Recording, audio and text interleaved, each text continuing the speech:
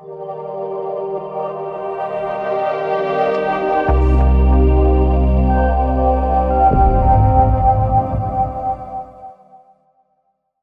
I am Dr. Evan Gwilliam. I am the Senior Vice President at Practice Inc., which is a company that will help you bridge efficiencies and realize more success through your revenue cycle management related to your insurance collections.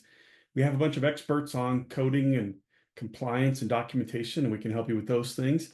And today I want to share with you what you need to be aware of to be prepared for the changes to ICD10 for the fiscal year 2025. They go into effect on October 1st of 2024, and these changes have been available to us for several months now.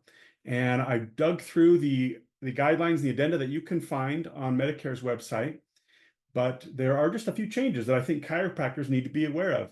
The big one is a change to the codes for disc degeneration in the lumbar and lumbosacral regions. These are codes M5136 and M5137. That's what the codes used to be. Now they've added an additional character to those codes. And the additional character indicates whether or not the disc degeneration includes discogenic back pain only, lower extremity pain, or both. Or there's an option for you didn't bother documenting, so where that extra pain is. I believe it's very important for you to use these new codes with the 6th character because number one, the 5th character code is no longer valid. And number two, it's going to provide detail that will help the payer determine whether or not your care is medically necessary. So it's very important you determine whether or not your patient has low back pain or extremity pain in addition to this disc problem that you've identified. And if you don't bother specifying that in your record, then you could use the code that says, I didn't bother specifying, I don't know. But that's going to make you look bad and probably make it so it's harder for you to get paid. So that is the biggest change to ICD-10 that chiropractors need to be aware of. And so M5136 and M5137 are disc degeneration, lumbar or lumbosacral, and there's now a character. You're going to use 0 for back pain, 1 for lower extremity pain, and 2 for both.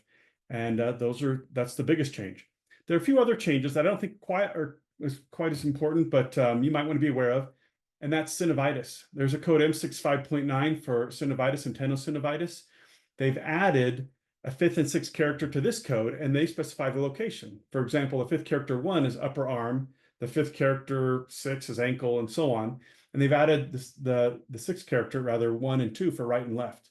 So if you want to code for tenosynovitis, you should add that extra detail. If you use the old code, which had 4 characters, it's going to get denied. It's not a valid code. You have to have 6 characters now for the body site and the laterality. One other change you might want to be aware of is socioeconomic circumstances. They've expanded a few codes that talk about whether or not the patient has insufficient health insurance coverage or insufficient welfare support. These kinds of codes are not typically required, but could be useful in just reporting details that can help it so that you have told the whole story right on the claim form without having to share your records with someone. So those are the key changes that I've recognized for chiropractors for ICD-10 for the year 2025.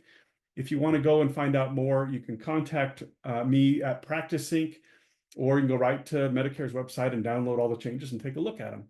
So I hope that was helpful to you. Thanks for listening, and reach out to Practice Inc. if you would like more help with your revenue cycle management related to insurance collections, and we can help with all the coding and billing stuff. That's us. Thanks.